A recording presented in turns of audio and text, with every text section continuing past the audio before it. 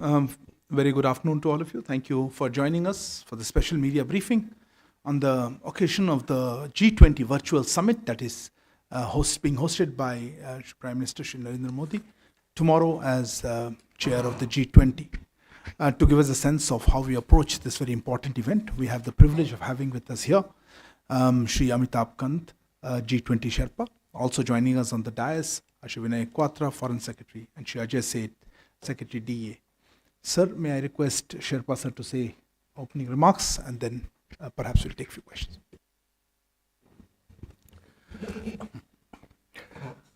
Let me welcome you all to this pre-summit press conference, which is being held ahead of the G20 Leaders Summit. Now, the Leaders Summit will be held tomorrow from 5:30 p.m. onwards under the chairmanship of the Honorable Prime Minister, Shri Narendra Modi. All of you are aware that the 18th G20 Leaders Summit was held in New Delhi successfully on 9th and 10th September 2023. It saw the unanimous adoption of the G20 New Delhi Leaders Declaration. The New Delhi Leaders Declaration demonstrated the commitment of the G20 leaders to address global challenges in a very ambitious, inclusive, decisive, and action-oriented manner. We had 83 paras in our declaration. There were 87 outcomes, and there was 118 documents were attached to it. That means there were almost, with outcomes and documents, we had 205 actions on which we had to pursue action. At the closing session of the Leaders Summit, Prime Minister had suggested to the G20 leaders that the leaders would reconvene virtually towards the end of India's G20 presidency period to take forward the guidance provided by the participating leaders in their interventions and also give an impetus to implementing the summit's outcome. The Prime Minister has been particularly focused on implementation of the Leaders' Declaration and all our ministries. We've held several rounds of meetings with our ministries to pursue action on all the Leaders' Declaration and on a vast range of areas. Declaration has been taken both domestically and internationally. This virtual summit will be the second time the Prime Minister will be hosting the leaders of the G20 within a span of just over 2.5 months. This is something very rare and rather exceptional. No other presidency has had a physical meeting of all the leaders and then a virtual meeting. In addition to all this, as you are all aware, the Prime Minister has hosted 2 sessions of the Voice of Global Summit this year, which was coordinated by the Foreign Secretary. So, actually, India has held 4 such meetings in a single year with the participation of over 150 world leaders, which clearly demonstrates the convening power of India and the leadership of the Prime Minister at the global level. The virtual summit of the G20 being held tomorrow will also be a major gathering of world leaders since the conclusion of the 78th session of the UN General Assembly High-Level Week and the SDG Summit. Throughout the G20 presidency, India has worked to ensure that the concerns of Global South receive due cognizance. We've also seen the inclusion of African Union as a permanent member of G20. Since our successful hosting of the G20 Leaders Summit on 9th and 10th September and the unanimous adoption of the New Delhi Leaders Declaration, the world has actually witnessed a succession of events and several new challenges have emerged.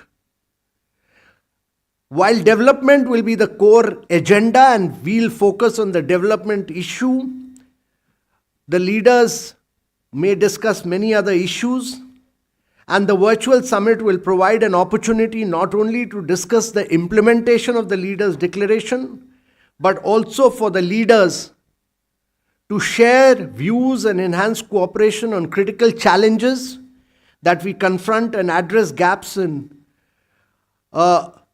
global governance, reaffirm our existing commitment towards the Sustainable Development Goals, and move towards a reinvigorated multilateral system that is better positioned to positively impact people's life.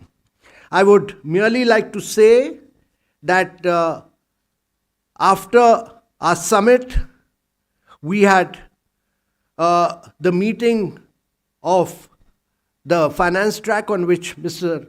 Secretary DA will speak on in Morocco, and we had the Volume 2 submission of the independent expert group. But a number of the progress has been made on a number of other issues. On the substantive side, we've achieved very substantive outcomes, and I would merely point to just a few things on which progress has been made. Firstly, on the G20 Consensus on tripling of renewable energy capacity globally by 2030 and doubling the global rate of energy efficiency improvement by 2030, these are expected to be the key outcomes of COP28. So what has happened is that many of the SDG action plan led to further discussion on sustainable development goals at the United Nations and at the UN SDG summit. That was taken forward. What we decided on Green Development Pact here will drive the outcomes of the COP28, and we've seen the first steering committee of the Green Hydrogen Innovation Center would be held during COP28. As a result of India's advocacy, Global Initiative on Digital Health has been able to garner commitment for contribution of US $44.5 million, and based on G20 artificial intelligence principles, UNESCO ethical AI guidelines and India's responsible AI for all principle work on creation of framework has been initiated by METI. As you are aware, for the first time, artificial intelligence in G20 was discussed at the leaders level in New Delhi. On financing issues, Mr. Ajay Seth will talk about, but I would merely say that the action plan on SDG is being taken forward, and the 2030 G20 New Delhi update on SDG was finalized on 13 November. It is a comprehensive report on the progress made by G20 with respect to the achievement of the Sustainable Development Goals. The principles on lifestyle for sustainable development are being socialized both at COP28 and also among the youth by International Energy Authority. There is a lot of further action. I don't want to get into too much details. I would merely say that we have excellent attendance at the virtual summit. We have leaders from almost all countries participating, and the guest countries will also be participating, and the international organizations. So between the physical meeting held on 9th and 10th September and the virtual summit, we'll have almost all the leaders of the world who would be participating.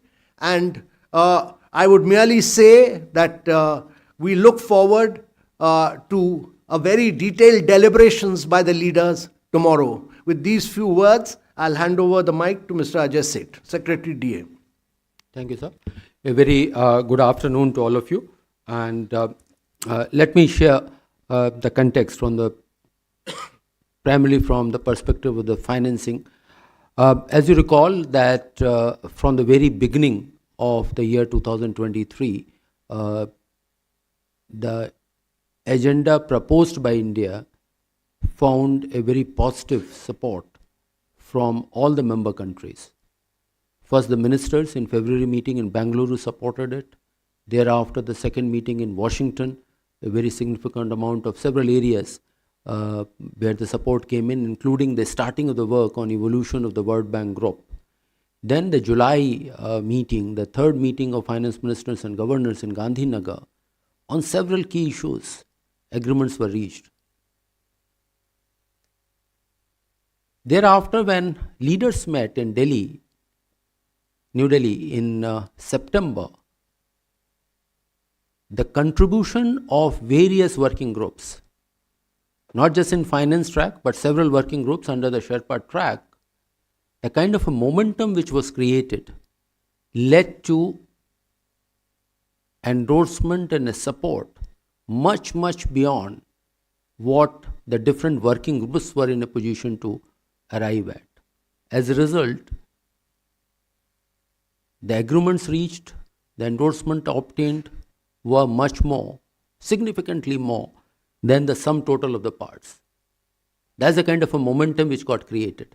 And in the finance track, if you can, I can mention just one particular aspect. If you recall, that in the July meeting of finance ministers and governors, there were still few things which were in the making.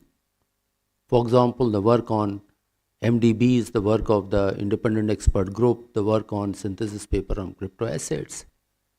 Leader took all that into account, and the kind of a momentum which was coming, the support which was coming from other groups, led to very significantly larger scope of endorsement which the leaders had provided.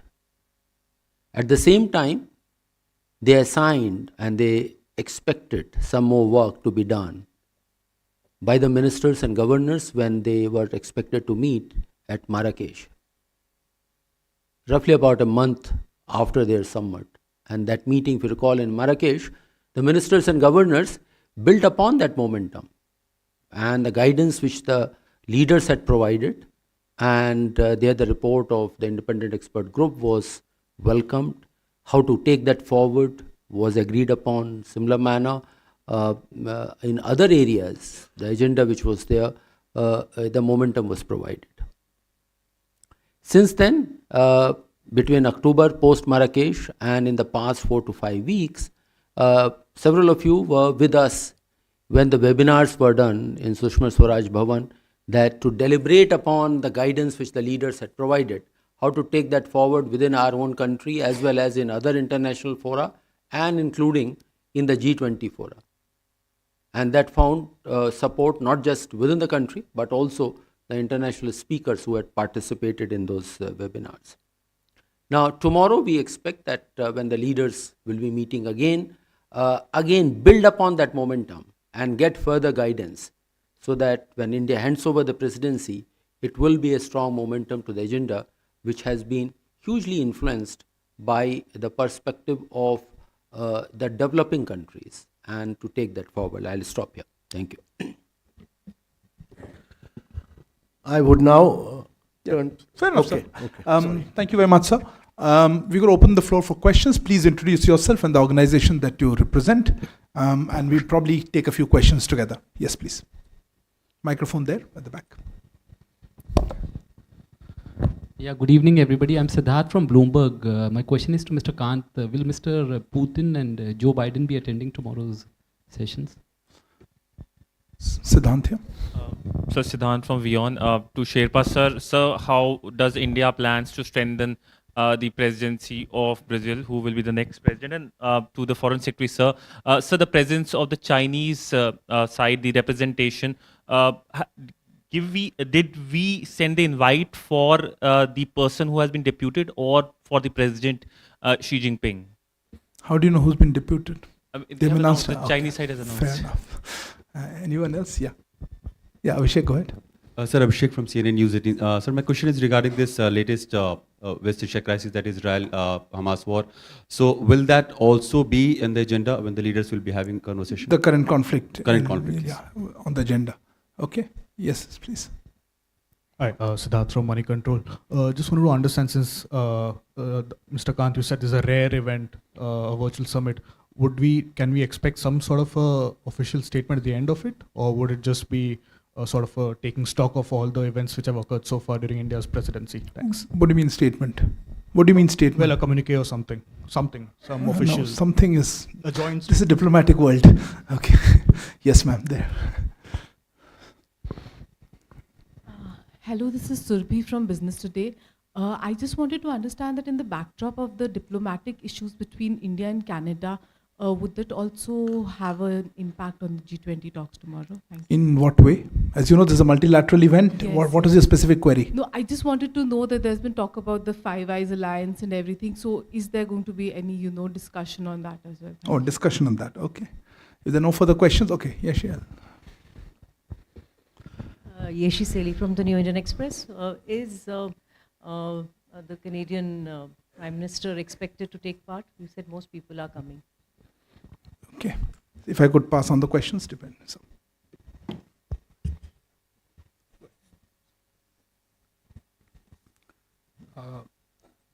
I think on the question of participation, and there have been a range of queries with regard to the specific participation from a country about a particular leader. As Sherpa sir mentioned in his opening remarks, we are expecting a large majority of G20 leaders to be present at the virtual summit tomorrow. And I think after the summit is over, you would see for yourself the participation, its quality, the range of discussions about which you would all be briefed after the tomorrow summit. I think it's better that the specifics of the extent of participation, the ecosystem of discussions, the agenda which were put forth in the discussion, as shared with you once that is over. But suffice to say at this stage that we expect large majority of leaders to participate in the discussions tomorrow, as has been the case even in the summit in September this year, where you saw a very high quality participation from the world leaders at the physical summit. We don't expect tomorrow's summit to be any different insofar as that is concerned. With regard to the conflict, whether the conflict will come up for discussions or not tomorrow, again, I don't think it would be correct for us to really prejudge what issues would be raised by the leaders at the virtual summit tomorrow. But I think it is important to mention that, and you would all know this, that G20 has focused on centrally on the developmental priorities. And to the extent the development space relating to development financing, other aspects of development and economic growth are impacted by developments elsewhere in the world, they do tend to come up for discussions, but the nature of those discussions essentially varies from how each leader will look at it. But again, as I said, it's not our space to prejudge what each leader would say at the discussions tomorrow. I think on the communique part, sir, I don't know if there is. So, let me just say to what Foreign Secretary just said, that there will be excellent participation, and I think we should tomorrow again, if Finance Minister EM will be briefing all of you, so I think we should wait on what the leaders say. What the leaders say, we can't prejudge at this stage. So we should await that and then tell you how it will shape up, and we'll be interacting with all of you after the summit is over. So we'll keep you fully informed after that. But I can assure you that, as the Foreign Secretary said, there will be excellent participation. So with your Yeah. permission, there was a question relating to contribution with the Brazilian presidency going forward. As is in the G20 traditions, I think the current presidency of the G20 stays in very regular and intense touch with the succeeding presidency, both in terms of working closely with the incoming presidency in shaping out as to what the priorities of the G20 during their presidency would be. And as you know, there is a troika system which works, which is a very active tradition-based system which works in the G20. It's very productive. It gives at one level a very strong element of continuity, not just of agenda items, but even of the conceptualization process, the thought process that goes behind in structuring, for example, our presidency, and we'll be sharing it with the Brazilian presidency. Of course, it is for the Brazilian presidency to work out the specifics of their presidency, but we are already in very close touch with them, and I think that process would continue through and through under the framework of Troika and any other bilateral consultative mechanism that might be there between India and Brazil. Sorry, I think we'll close here unless there's some. Thank you very much for joining, and see you tomorrow at say 5:30 in the afternoon. This is a closed meeting, but we'll try to bring you parts of Prime Minister's opening remarks. See you tomorrow. Thank you all to the members of the dais for joining us. Good evening.